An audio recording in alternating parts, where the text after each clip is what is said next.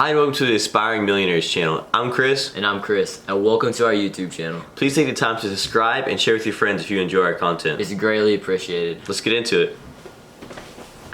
The first thing you need to know about money. Number one, you need to track your spending and you need to budget.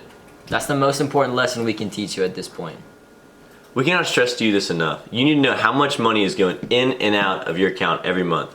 You need to track every single dollar. Alright, so every month is different. You need to have an individual budget for every single month. So whether you're using an app or you're using, you're doing a written one, every single one of them needs to be different. When you first start budgeting, the first thing you want to look at is you want to have your most important categories filled out first. Food, water, and shelter. Setting goals for your budget is extremely important. If you don't have a goal, you're not going to work for something. So we also recommend you add a buffer to your budget. So a buffer is, it's not an emergency fund, but it's similar to emergency fund. It's kind of if your budget gets out of whack and you mess up a little bit, you still have that little bit of extra cushion. That kind of goes into our next point, having an emergency fund. An emergency fund just allows you to have that little buffer we said, like you do in the budget.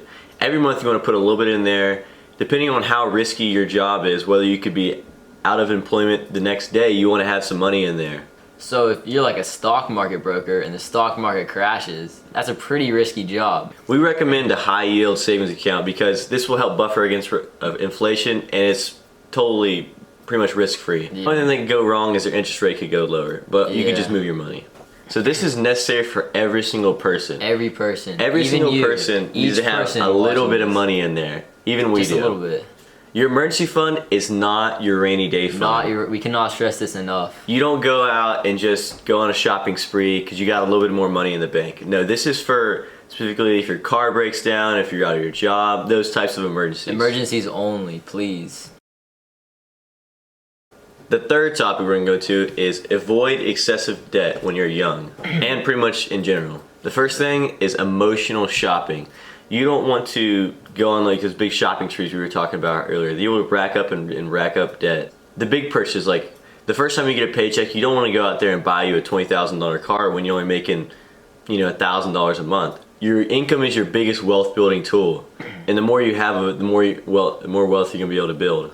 And debt will just it'll strap you down. Debt is the biggest thing holding you back from reaching your financial goals. So just remember this, every time you spend $1, alright, just $1, in 50 years, compounded annually at an 8% interest rate, it'll be $46.95. Which is regularly what the S&P 500 averages, but we'll go into that in a later video.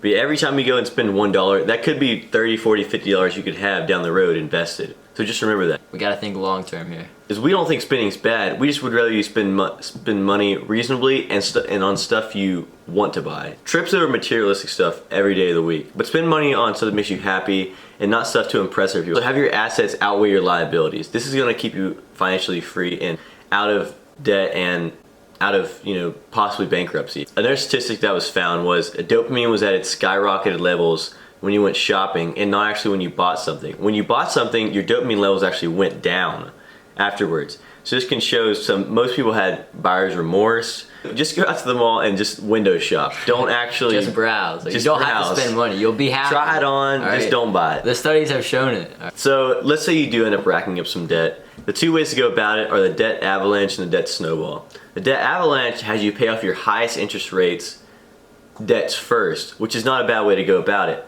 But studies have shown that if you go to this debt snowball, you'll get some momentum going forward when you're paying. Yeah, when you're paying off your debts. You'll pay off your smallest debt first, the debt snowball. Look it up to see which one, is best for you. Hey guys, thanks for watching the video. We put some charts at the end of this video for you to screenshot that will help you on a journey to become financially free.